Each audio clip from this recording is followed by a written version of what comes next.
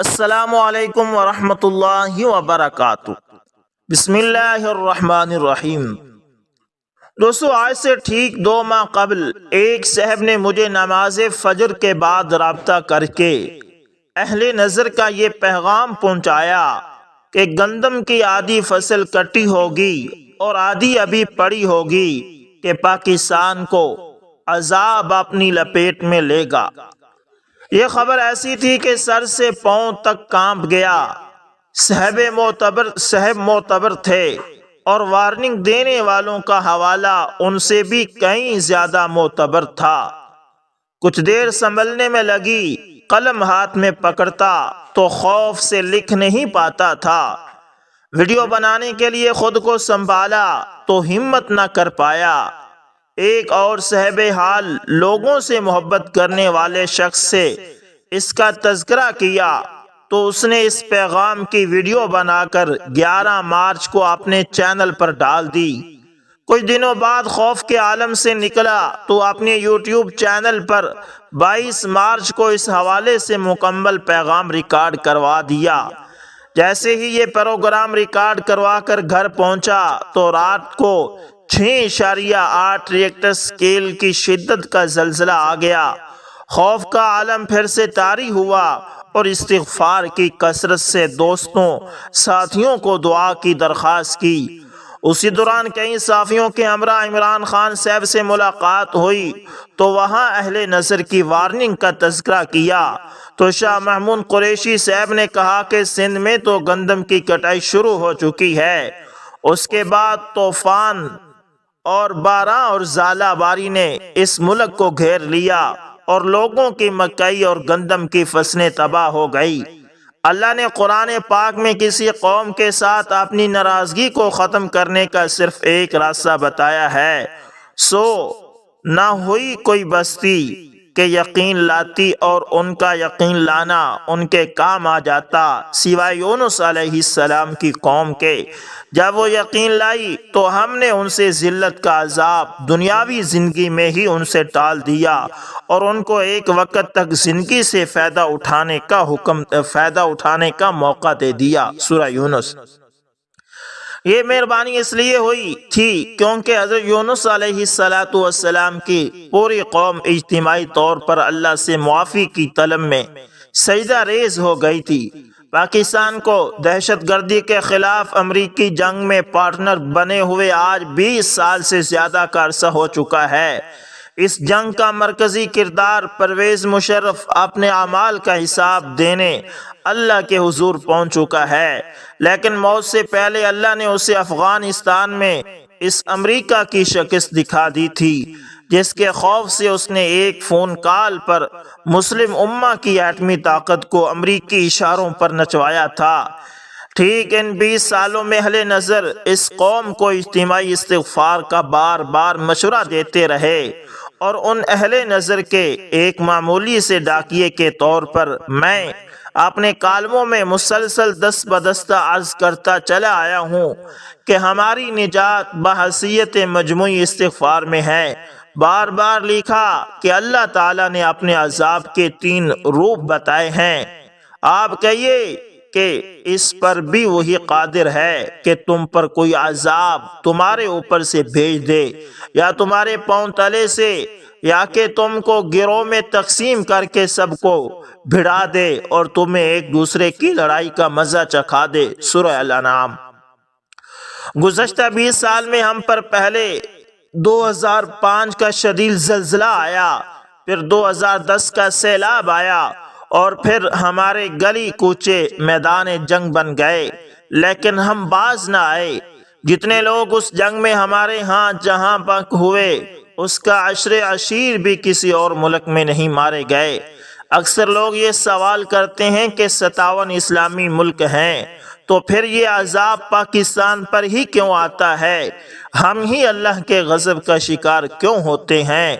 اس کی وجہ وہ وعدہ خلافی ہے جو ہم گزشتہ 75 سال سے کر رہے ہیں۔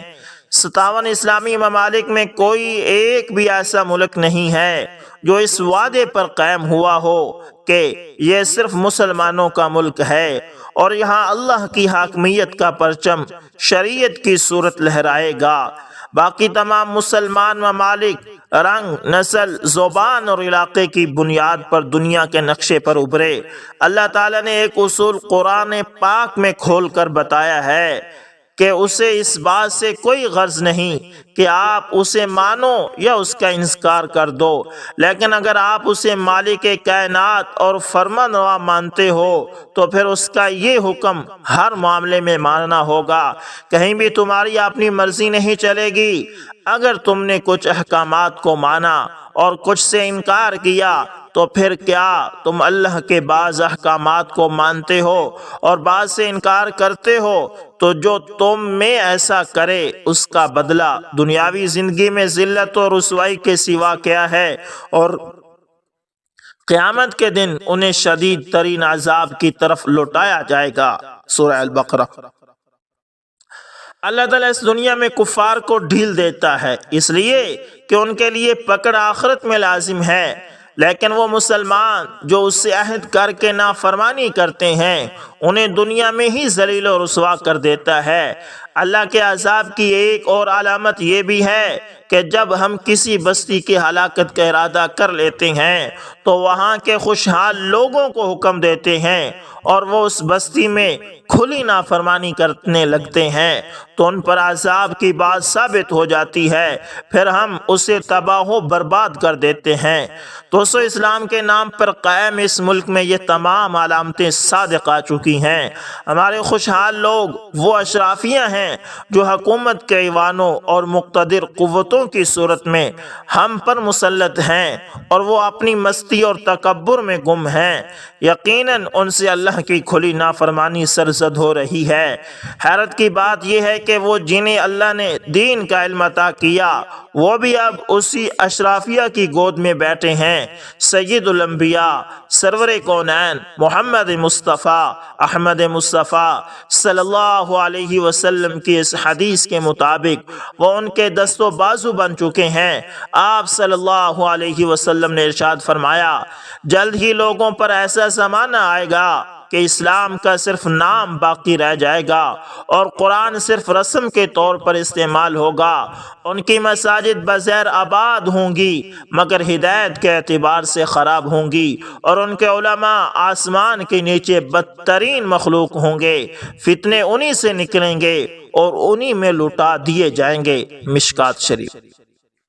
دوستو، ہم ایک حالت عذاب میں تو ہیں مگر سنبھلنے کی کوئی ترکیب نظر نہیں آ رہی، لیکن ڈر صرف اس بات کا ہے کہ کہیں ہم پر وعدہ خلافی کا ویسا عذاب نازل نہ ہو جائے جیسا 2 دفعہ بنی اسرائیل پر نازل ہوا تھا۔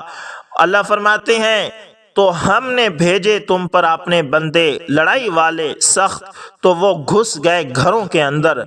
سورہ بنی اسرائیل۔ اور جب دوسرے وعدے کا وقت آیا تو ایسے لوگ بھیجے جو بگاڑ دیں تمہارے چہرے اور داخل ہو جائیں مسجد میں جیسے پہلی بار داخل ہوئے تھے، اور ویران کر دیں جہاں غلبہ پائیں، پوری طرح ویران کر دیں۔ سورہ بنی اسرائیل۔ دوستو، بظاہر پہلا حملہ بابل کے حکمران بخت نصر نے کیا تھا اور دوسرا حملہ رومن جنرل ٹائٹس کا تھا، مگر اللہ فرماتا ہے کہ میں نے انہیں تم پر عذاب صورت بھیجا تھا، یعنی عذاب کی صورت میں۔ رسول اکرم صلی اللہ علیہ وسلم نے فرمایا، تم لوگ پہلی امتوں یہود و نصارہ کے طریقوں کی قدم با قدم پیروی کرو گے، یہاں تک کہ اگر وہ لوگ کسی سہانہ کے سوراخ میں داخل ہوئے تو تم بھی اس میں داخل ہوں گے۔ دوستو، قوموں پر عذاب ان کے اندر پہلے آپس کی لڑائی سے آتا ہے اور پھر ان پر دوسری قوموں کو مسلط کر دیا جاتا ہے۔ اگر ہم بنی اسرائیل کی پیروی میں اللہ سے غافل ہیں تو کیا ہم پر کسی ظالم کو مسلط نہیں کیا جائے گا؟ اللہ کا دستور ہے جو پہلے لوگوں پر گزر چکا ہے، اور تم ہرگز اللہ کے دستور میں تبدیلی نہیں کر پاؤ گے۔ تو دوستو، یہ تھی ایک درد دل تحریر جو اوریاں مقبول جان صاحب نے اپنے کالم میں لکھی۔ واقعتاً جو انہوں نے خدشات ظاہر کیے ہیں یہ ہو رہا ہے۔ ہمیں اجتماعی طور پر اللہ تعالیٰ سے معافی مانگنی چاہیے اور اللہ تعالیٰ کو راضی کرنا چاہیے، انفرادی طور پر بھی کریں اور لیکن ہمیں بحیثیت اجتماعی اللہ تعالیٰ سے معافی مانگنی چاہیے اور استغفار کرنا چاہیے کہ اللہ تعالیٰ ہمیں اس عذاب سے بچائے اور ہمارے ملک کی حفاظت فرمائے۔ دوستو ملتے ہیں کسی نیکسٹ اچھی سی ویڈیو کے اندر، تب تک کے لیے اللہ حافظ، جزاکم اللہ خیر۔